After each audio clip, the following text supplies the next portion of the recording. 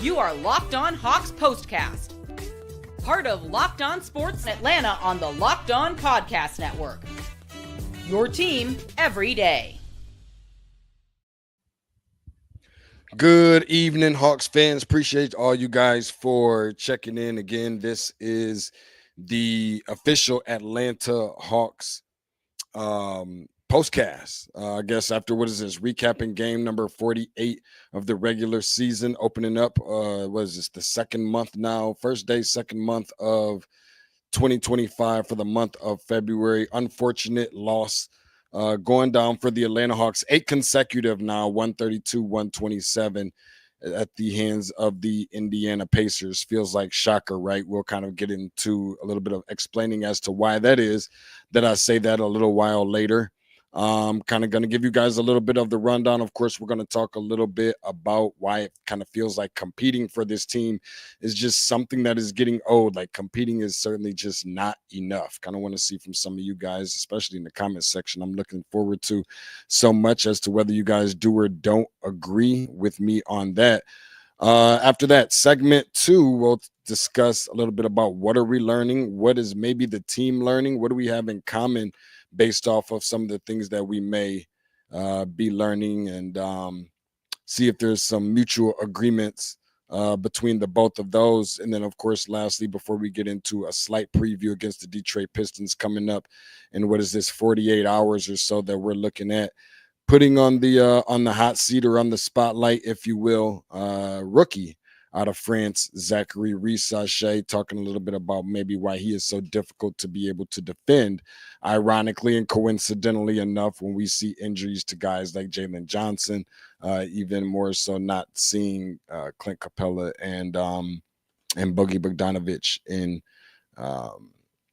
active for these last couple of games. So before we get to that, let me remind you guys that this particular episode is brought to you by FanDuel, where Super Bowl 59 is here, and there's no better way to make every play more exciting than with FanDuel Sportsbook. New customers can bet just $5, and if you win, only if you win, you'll score $200 in bonus bets. Download the app today or head to fanduel.com to get started. First, let's go ahead and jump right into it, because this is what I was kind of looking forward to more so than anything, is just to kind of give my take, if you will. I thought that there was a couple key things for this particular game that I thought that the Atlanta Hawks kind of needed to maybe not necessarily expose, but if they don't do anything else outside of just not really worrying so much about what the Indiana Pacers was going to come out to do or not to do, the Atlanta Hawks just kind of needed to stick to their game plan and come out with a focus to obviously play hard, which is something that we know that they do regularly, and that's part of the issue. It kind of seems like that we're kind of like fed up with that to some degree, but we know that they really had to primarily focus on kind of getting back on defense, kind of stopping that transition a little bit, and limit some of those opportunities to be able to get out in transition and on some of those fast breaks and so forth. So I think that they really had to kind of primarily start with limiting the turnovers, as we've seen 15 fast break points for the Indiana Pacers. I don't know. I think that the Hawks did, I guess, a decent job of that. They definitely could have limited them a little bit more. Certainly, I feel like could have been a little bit more, because the last time we saw these two teams meet up, as everybody knows, and I didn't want to be the guy to forget this, and I like to be able to remind people of this, because this is something I think that the team got reminded of today when they played the Indiana Pacers on just last year. The Pacers swept the Hawks, had a 4-0 record on the season last year. Between those meetings, averaged 147 points against Atlanta, shot 64% from the field, 42 assists. And these are averages, by the way, 71 points in the paint. That is per game. Feels like it was a lot more scoring transition by the Indiana Pacers than it actually was, but it wasn't even close. I feel like the Atlanta Hawks kind of got boat raced. And in this particular situation, at least I'm proud that I can say, or feel really good, feel really confident that I can say that the Indiana Pacers didn't go crazy from a track meet standpoint. So 15 fast break points for the Pacers, 13 turnovers for the Atlanta Hawks, which I don't know. I feel a little bit, I feel indifferent about sometimes. I'll talk to you about that a little bit more here in a second, because there was, unless you've been living under a rock or you just really haven't been paying much attention to the show, you would know that a couple of the important areas, or I guess just departments of which we felt like the Atlanta Hawks could not afford many mistakes or have very minimal margin for error, was the turnovers, the 3-point shooting, and the free throws. So we'll get into that as far as turnovers go here in a second. So if I had to, I guess, give them a grade, I guess maybe a C plus. I guess I could be really fortunate and say a B minus, but I'll go as far as saying a C plus in terms of getting back. I don't think they did that bad of a job. Maybe even an A if you had to compare it to last year, the way that Indiana was getting up and down the floor on the Hawks, and then even prioritizing the perimeter defense. I thought was something that they really, needed to do when you start looking at the guard play for Indiana, which I don't know necessarily if it's about how elite the guard play is, because I get it between, Tyrese Halliburton.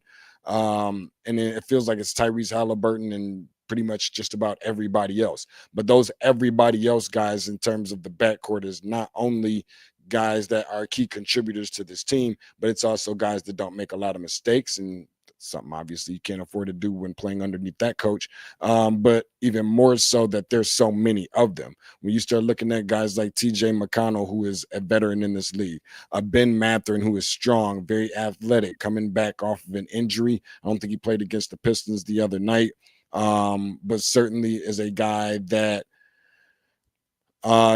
gets involved and just really aggressive, likes to get downhill and score the basketball, and he's pretty good on the defensive end as well. How about Nembhard? Nembhard did a fantastic job on today. I think he didn't play either against the Detroit, maybe he did play against the Detroit Pistons, but certainly, him being a guy that is picking up some learning lessons from guys like, McConnell and so forth. And even, Aaron Nesmith coming away with having a somewhat decent night on today. So it's really about the combination of the three of those guys, particularly. And when you put them together, they're more of a fist. They pack more of a punch than if you're just looking at, 5 individual guards on a team that is somewhat productive. They know how to play well together. They have developed and established quite a bit of chemistry between one another.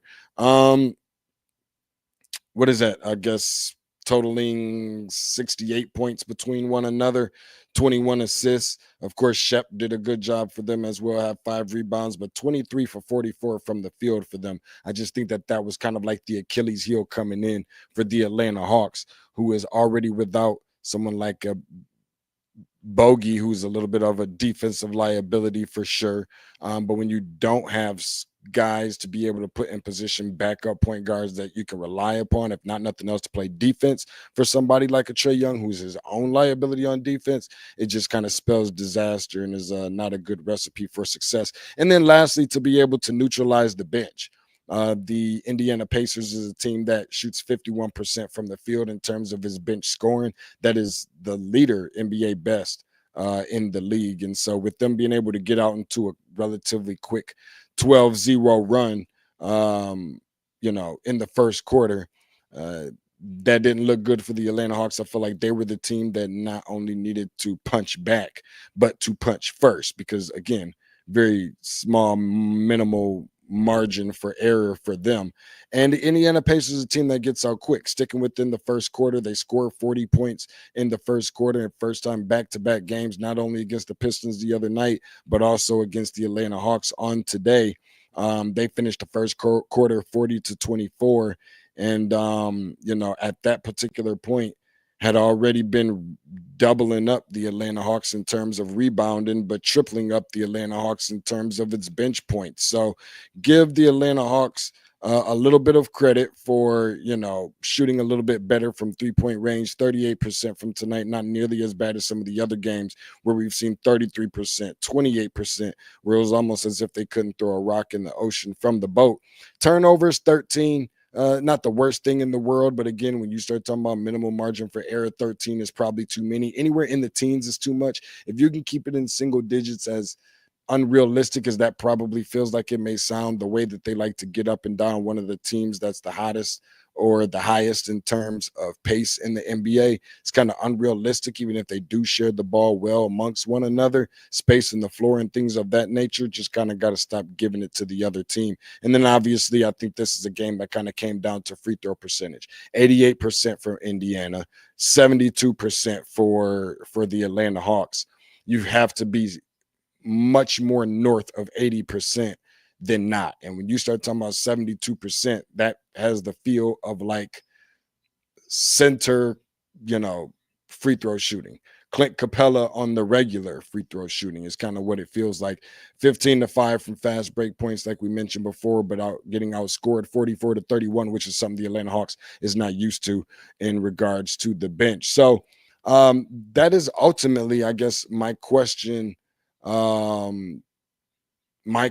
to you guys is this kind of wearing on you? And again, we see that it's a tight game. We see it was close. Trae Young, converts on a 3-point shot off of Zaccharie Risacher's offensive rebound with 26 seconds left in the quarter, but obviously that's not nearly enough. Is the Atlanta Hawks just keeping it close, just getting a little bit too tiresome? Is it becoming old?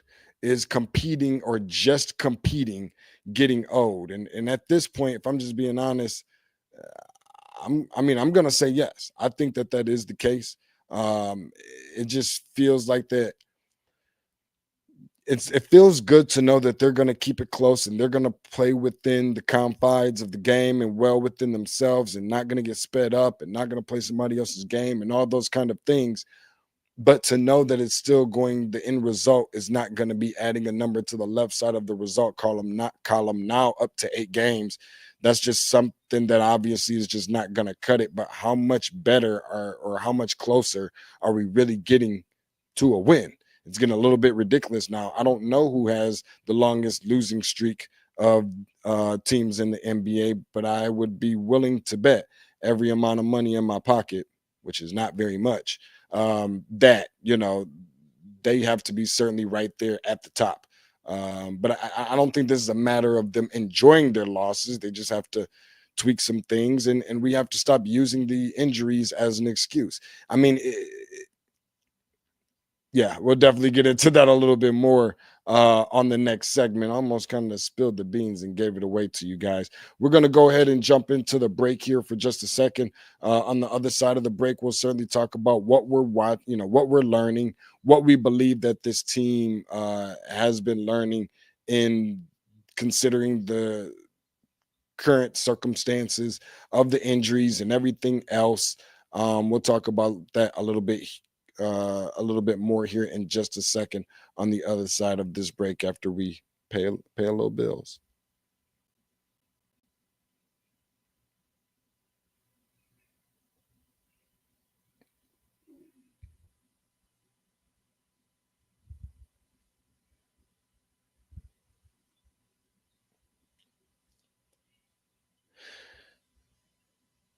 This segment of the official Atlanta Hawks postcast is brought to you by TurboTax, a message from sponsor Intuit TurboTax. Taxes was waiting and wondering and worrying if you were going to get any money back. And then waiting, wondering, more worrying, some more. Now Taxes is matching with a TurboTax expert who can do your taxes as soon as today. an expert who gives you your taxes their undivided attention as they work on your return, while you get real-time updates on their progress so you can focus on your day. Let the experts do all the work for you. An expert who will find you every deduction, not any, every deduction possible, and file every form of every investment, everything, every single thing with 100% accuracy, all so that you can get the most money back guaranteed. No waiting, no wondering, no worries. Now this is taxes. Get an expert from right now on turbotax.com. Only available with TurboTax Live for full service, real-time updates available as well, but only in the iOS mobile app. See guaranteed details at turbotax.com/guarantees. That's turbotax.com/guarantees.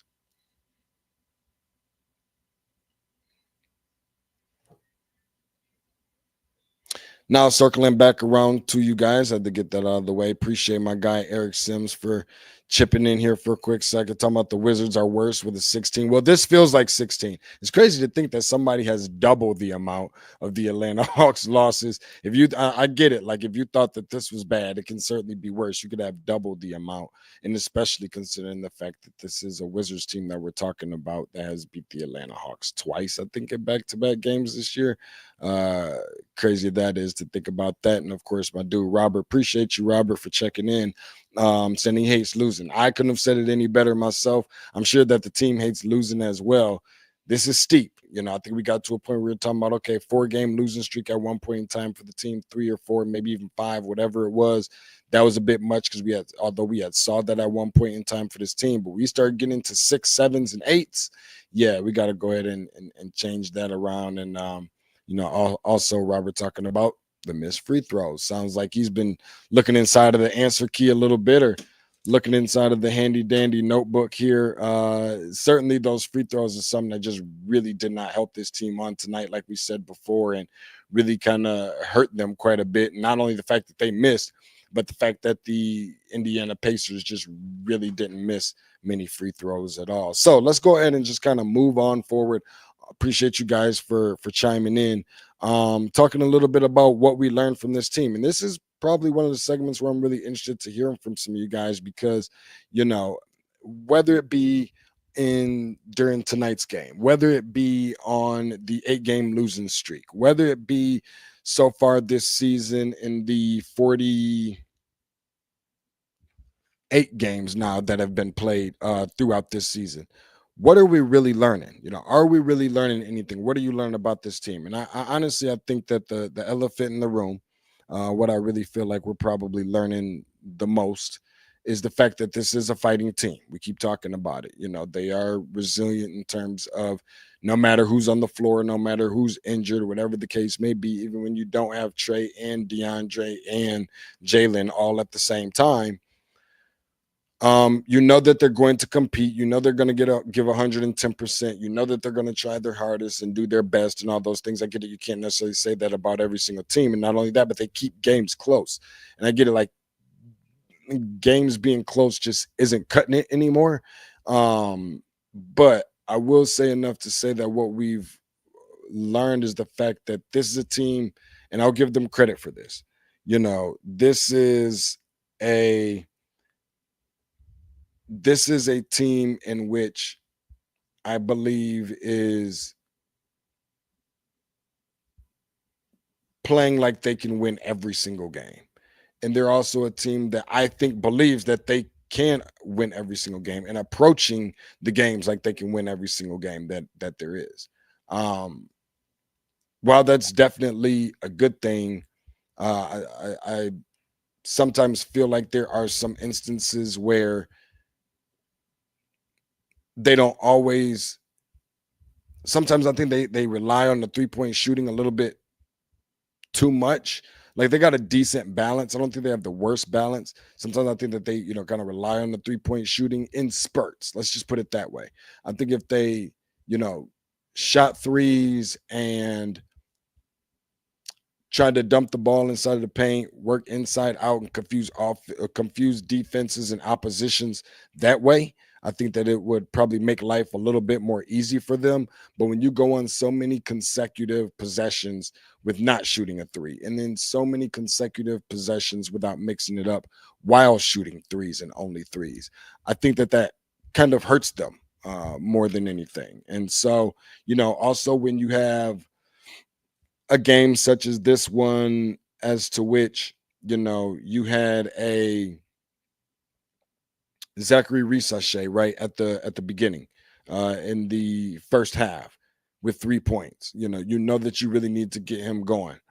He's the guy that's likely going to be the go-to between he and Muhammad Gay, wherever he was at on tonight, to be able to get the first shot up. Getting those guys involved early, getting those guys involved often is probably the thing that I think helps them out the most, because they are probably the keys that you just really don't know what you're going to get from them, but you expect and rely upon probably the most from them outside of a star player like a Trae Young.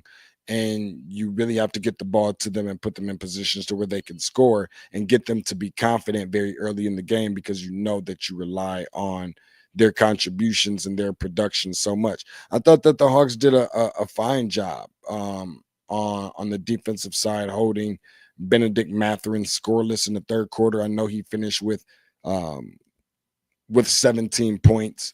But you do have to have those instances where you can go on those runs and put defense together at the same time. Everybody's going to look at the second quarter run that they made, where they, let's see here, scored 40 points. Yeah.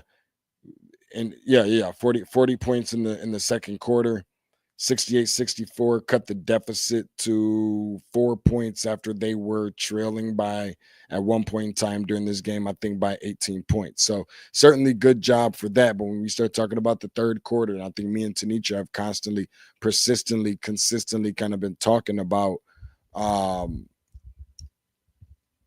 the letdowns that they tend to have in the third quarter. That it didn't feel like that nearly as much around this time, as both of the teams ended the quarter with the Indiana Pacers leading by 4, 99-95, by scoring 31 points within the quarter. But I think it stunk that the Indiana Pacers went on 19-9 run.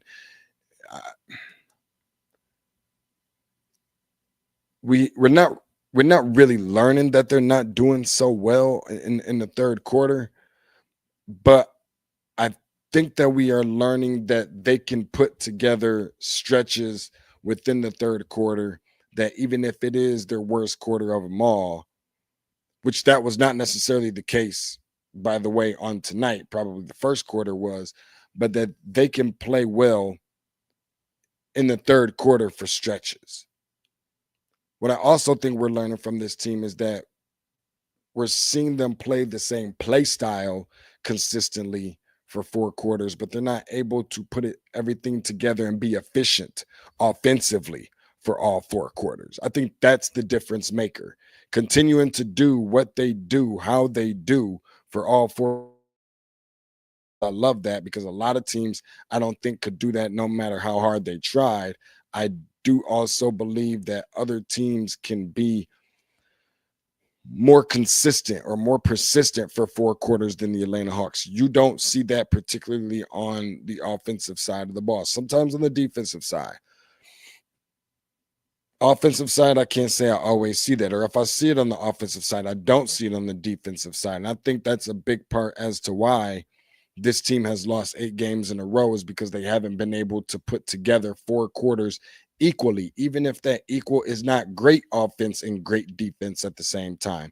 Just consistent and above average, above mediocre offense and defense at the same time, if any of that makes sense. I'm sure I've probably mixed up quite a few of you guys out there. So I think ultimately that's something that we're kind of learning. 18 different starting lineup changes for the Atlanta Hawks on tonight as well. Obviously, when you have so much turnover in your rotation, it's really hard to get a solid ground and backing when when you have so many different guys, you don't sometimes know who's going to be a late scratcher, who's going to be able to step up in those moments of which you really don't know what you have. And really, if I'm just being honest, what it is that you're going to get. So I think that those are just a couple of things that has kind of, stuck out to me to a degree. And specifically, even for this matchup, both starters recorded double digit scoring from their starting lineups. And for Indianapolis specifically, this is the 10th time that 7 players have recorded, double figures. And just, some teams, I know it sounds really cliche to say, but you know what? Some teams are just healthier, and the Atlanta Hawks is hitting a really rough patch right now as to when they're not healthy. The good news, if you're looking for some sort of silver lining from somewhere, is that as we very slowly approach the All-Star break, I think that it's becoming evident that they could really, really use some rest, much needed rest. And it's not the worst part in terms of it being the conclusion or at the end of the season where you're missing some of these players. I mean, this is a time in which I think that nobody wants to see a Jalen Johnson injured. Nobody wants to see some of these guys not play.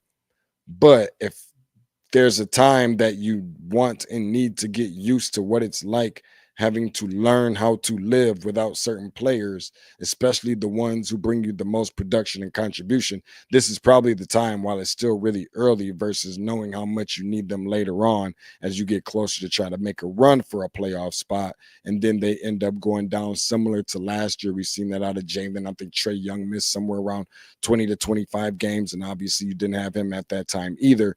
And so that kind of hurts you more than anything just based off of the timing. That you didn't have those guys who meant so much. So we'll get back into things here in a second. On the other side of the break, we're going to pay some more bills here for a second, talk a little bit about who we have on the hot seat. Our spotlight being Zaccharie Risacher right here on the other side of this break.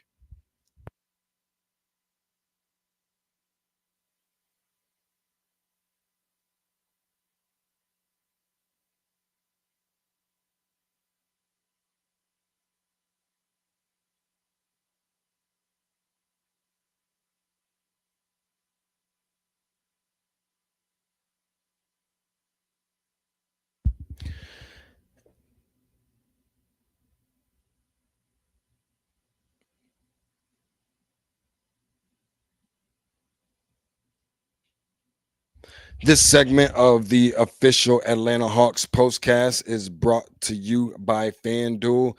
And as we literally just concluded the first month of the new year and, of course, prepare for the second, a little extra tokens in the pocket is something that everybody can use, not just because you'll likely be expected to dig down deep in your pockets for that special somebody on the 14th, but also because as it seems like price inflation on, well, pretty much everything is getting pretty crazy. Who couldn't use some extra cash in these times? The perfect place to turn to is none other than FanDuel, America's #1 sports book, especially as we near the end of the NFL postseason. Whether you've got the defending champs, Kansas City, or the underdogs looking for revenge, Philadelphia, Chiefs or Eagles, barbecue or cheesesteaks, no matter who it is, get started today.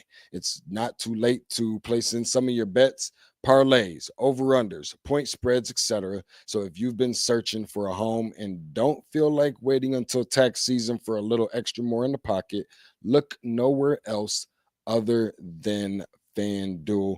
Be sure that you check that out. I've used FanDuel quite a few times. I'm actually here in Las Vegas right now, trying to see if I can put a little something together. And actually been thinking about using FanDuel and trying to see if I can find a little bit of something so I can, look out for my mom, put a little something extra in her pocket, let her play with a couple extra dollars. So in case you don't know it and didn't realize it, Super Bowl 59 is here. One game, 2 teams, endless possibilities, and there's no better way to make every play more exciting than with Sportsbook FanDuel Sportsbook rather. Whether it's predicting the first touchdown, calling the MVP, or even betting on the coin toss, FanDuel makes it all easy to get in on the action with live betting all game long. You can adjust your bets as the game unfolds and feel the thrill from the kickoff all the way to the final whistle. The live betting feature lets you stay involved no matter what happens on the field, and the app is super easy to navigate. Plus, knowing that you can place just a $5 bet and potentially win $200 in bonus bets for the Super Bowl, that's the icing on the cake. Download the app or head to thefanduel.com to get started. Bet just $5, and if you win, you'll score $250 in bonus bets. That's fanduel.com. Bet with FanDuel, the official partner of Sportsbook, the official partner of Super Bowl 59.